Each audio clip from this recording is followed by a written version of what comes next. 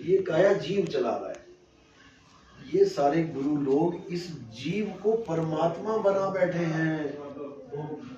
जीव को बना दिया इन्होंने परमात्मा, कि जीव ही परमात्मा है, तुम्हारे अंदर जीव है। और कुछ लोगों ने इस जीव को बना दिया भगत और मन को बना दिया भगवान। मन का क्या स्वरूप है? मन का स्वरूप और परमात्मा का स्वरूप जब तक तुम्हें नहीं पता लगा तो कैसे अलग अलग करोगी? लस्सी और दूध देखा है ना? लस्सी देखा है, दूध देखा है? दूर से देखोगे तो कैसा लगेगा? दोनों सेम लगेंगे, लेकिन तुम लस्सी से चाय बना के दिखा दो, बन जाएगी? नहीं बनेगी। पर ये तो देखे हुए मन और परमात्मा दोनों नहीं गुरु दिखाता है ना, मन और परमात्मा गुरु दिखाता है ज्ञान दृष्टि से। आंखों से नहीं दिखने वाली दोनों चीजें कि परमात्मा तुम्हें आंखों से दिख जाएगा। आंखों से तो जड़ वस्तुएं दिखेंगी, माया दिखेगी। ज्ञान दृष्टि से देखोगे तो वो अगर गलत दिखा गया कैसे परख करवाएंगे ना वाणी के द्वारा। वाणी मीटर है, संतों की जो वाणी है वो मीटर है। आप पेट्रोल भराने जाते हो, आपके सगे चाचा जी का चाचा जी या चाचा जी का लड़का हो या कोई भी हो, वो अगर बिना मीटर के डाल दे पेट्रोल, यकीन कर लोगे? बिना मीटर दिखाए पेट्रोल डाल दे, यकीन कर लोगे कितना डाला? ज्यादा डाला कि कम डाला? पेट्रोल में क्या मिक्सिंग करती है, क्या बात मिक्सिंग की नहीं है, बात मिक्सिंग की नहीं है, बात है क्वांटिटी की। कितनी क्वांटिटी डाली उसने, क्वालिटी की बात नहीं कर रहा हूँ, क्वांटिटी की। जितना वो बोला कि 100 रुपए का डाल देना पेट्रोल, उसने बिना मीटर ऑन किए बस सीधे डाल दिया, बिना मीटर में जीरो सेट किया, नहीं पता लगेगा। तो उसके लिए हमें क्या करना पड़ेगा? दोनों को झगड़ा शांत करना है तो हम दोनों को मीटर पे आना पड़ेगा। हाँ भैया जीरो कर दिया, वो भी खुश और मैंने देख लिया, मैं भी खुश। अब अगर मीटर ने बोल दिया 1 लीटर, तो ना वो झगड़ा करेगा ना मैं करूंगा। जितने पैसे वो मांगेगा जो ऊपर लिखे उतने मैं दूंगा, झगड़ा खत्म। तो झगड़ा किससे खत्म हो रहा है? वाणी से। वहां मीटर से, यहाँ वाणी से। तो कबीर साहब क्या कहते हैं? वाणी आखी साखी आखी ज्ञान की। जो साखी वाणी है वो ज्ञान की आंख है, ये आंख नहीं है। साखी आखी ज्ञान की समझ बूझ मन माही, बिन वाणी संसार का झगड़ा छूटे। कबीर साहब अगर सीधे कहते कि पत्थर मत पूजो, पत्थर मत पूजो, और हम भी कहें पत्थर मत पूजो, पत्थर मत पूजो, लोगों को नहीं यकीन आता है।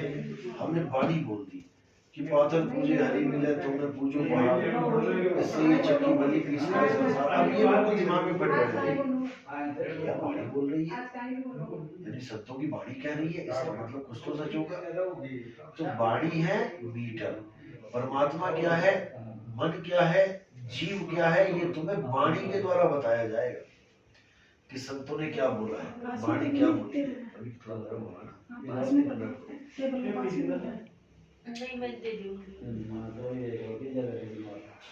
जीव क्या है, आत्मा क्या है, परमात्मा क्या है, मन क्या है, ब्रह्म क्या है, माया क्या है, 3 गुण क्या है, 5 तत्व क्या है, 25 प्रकृतियां क्या है, 10 इंद्रियां क्या है, 5 विकार क्या है। ये सारा परिवार जब तुम्हें समझ में आ जाएगा, फिर तुम्हें एक एक चीज पता लग जाएगी कि मैं कहाँ उलझ रहा हूँ। तुम्हें एक एक चीज समझ में आ जाएगी कि मैं कहाँ उलझ रहा हूँ। हम किचन में जब जाते हैं तो हम किचन में ही क्यों जाते हैं, बाथरूम में क्यों नहीं चले जाते? जबकि दोनों में एक सी है, दोनों में सीमेंट लगा है, दोनों में प्लास्टर लगा है, दोनों में सरिये हैं, क्यों नहीं चले जाते हम? क्योंकि हमने एक पहचान बना दी है कि इधर चले गए वहां पर संडास है तो वो लेट्रिन बाथरूम है, और इधर चले गए वहां पर रसोई का सामान पड़ा है तो वो किचन है। ये हमने पहचान बनाई ना। इसी प्रकार इस काया के अंदर बहुत कुछ है समझने वाला कि मेरा गुरु यहाँ ध्यान लगवा रहा है तो मैं कहाँ चला गया, मेरा गुरु यहाँ ध्यान लगवा रहा है तो मैं कहाँ जाऊंगा, मेरा गुरु गले में ध्यान लगवा रहा है तो मैं कहाँ जाऊंगा, नाभि में ध्यान लगवा दिया तो कहाँ जाऊंगा, हृदय में ध्यान लगा दिया तो कहाँ जाऊंगा। ये सब पॉइंट अलग अलग है। हमारे अंदर चक्रास है, पता है ना, चक्र, गुदा चक्र, ध्यान स्वाद चक्र, हृदय चक्र, नाभि चक्र। हर चक्र में अलग अलग फंक्शन है, अलग अलग देवी देवता का वास है। हर चीज अलग अलग है, तुम्हें एक हर चीज का ज्ञान होना चाहिए कि मैंने क्या करना है क्या नहीं करना है, उसके बाद तुम्हारी भक्ति बढ़ जाएगी, कोई रोक नहीं सकता। लेकिन तुम्हें कुछ पता ही नहीं है, कैसे काम बनेगा? नहीं बनेगा। इसलिए बहुत जरूरी है ज्ञान को समझना। जीव क्या है, कैसे शरीर में जाता है, कैसे एंट्री हो जाती है माँ के गर्भ में, कैसे चला जाता है जीव, और जब शरीर छोड़ता है तो कहाँ से निकलता है? जब कोई शरीर छोड़ता है तो लैट्रिन निकल जाती है, पेशाब निकल जाता है, मुंह से जीव निकल आती है लंबी सी, नाक में से ब्लड निकल आता है, कान में से ब्लड निकल आता है, आंखें बाहर आ जाती हैं। ये सब निशानियां हैं कि कहाँ से गया है जीव। और 9 द्वारों से निकल जाता है तो लक्ष्य 84 में चला जाता है। कुत्ता, बिल्ली, हाथी, घोड़ा, वैसा बन गया, कीड़े मकोड़े, कीट पतंगा सब कुछ। और जब 10वें द्वार से जाता है तो उसकी अलग पहचान है, पता लगता है कि 10वें द्वार से क्या है। आवाज आती है टक, तब समझ में आता है कि हाँ अब ये गया 10वें द्वार से। जहां भी 10वां द्वार है पता लगता है, लेकिन वहां से निकलने के बाद भी मुक्ति नहीं है। 10वें द्वारे जीव जो जाए स्वर्ग लोक में वासा पाए, 10वें द्वारे गंधम गंदा, सार शब्द चीने नहीं अंधा। ये 10वें द्वार से योगी निकलते हैं, गोरखनाथ, भैरवनाथ, भोले शंकर, ये लोग।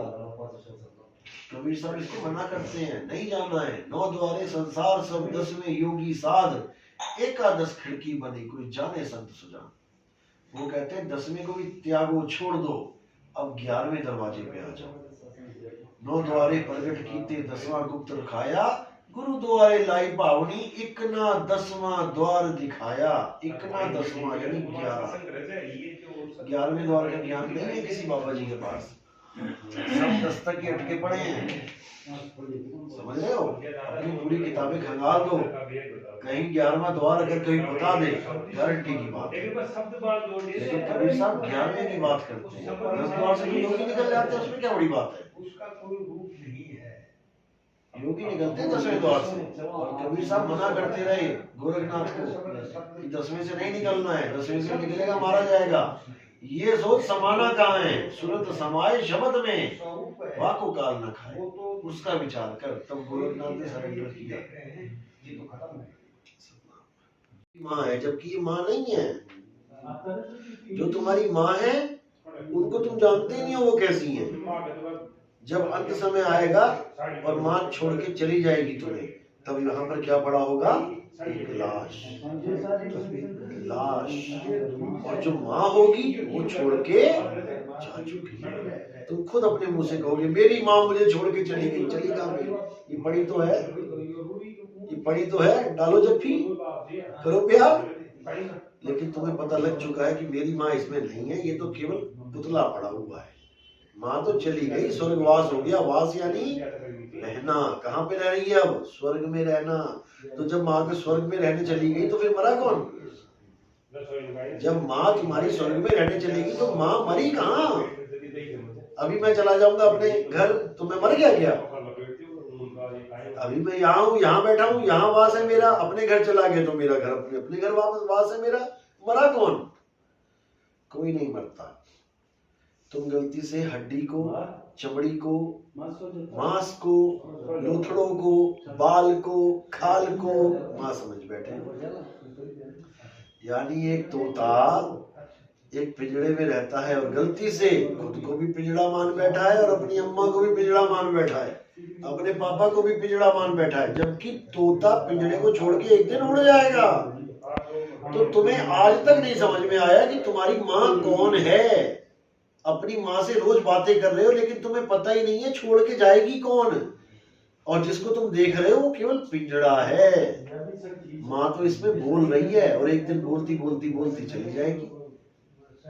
तो पिंजड़े को माँ मानेंगे तो हमें ज्ञान नहीं होने वाला। अगर हमें जानना है कि मेरी माँ कैसी है, मेरा बाप कैसा है, मेरे बेटे कैसे हैं, मेरी बीवी कैसी है, असल में वो क्या है, तो तुम्हें खुद को जानना पड़ेगा पहले।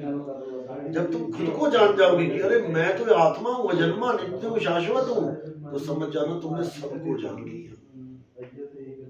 मेरा पंखा और अमेरिका का पंखा, जर्मनी का पंखा, फ्रांस, इटली, हर देश के पंखे चल रहे हैं।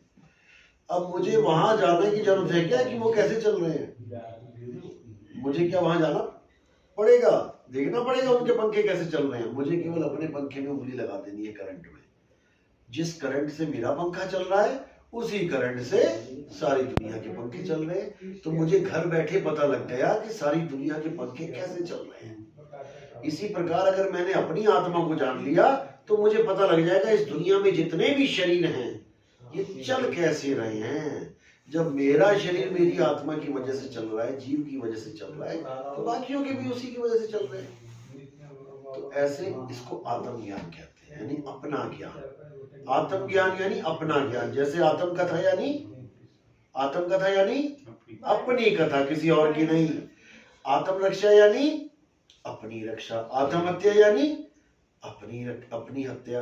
आत्मनिर्भर यानी अपने ऊपर निर्भर। आत्म कल्याण यानी अपना कल्याण। इसी प्रकार आत्म ज्ञान यानी अपना ज्ञान कि मैं शरीर हूं या मैं आत्मा हूं। बस इतना सही काम है। तो कबीर साहब कहते हैं कि भाई ऐसा गुरु ढूंढो जो तुम्हें ये बता दे कि तुम क्या हो, ना कि तुम्हें किसी और के नाम जपवाए। हमने क्या लेना किसी से? हमने क्या लेना ज्योति निरंजन से? हमने क्या लेना ओंकार अलंकार से? हमें अपनी आत्मा का ज्ञान चाहिए, क्योंकि मेरी आत्मा में ही परमात्मा का वास है। चलो बाकी सत्संग सुनो। साहेब बोले सतगुरु बंदी छोड़ कबीर साहब की जय।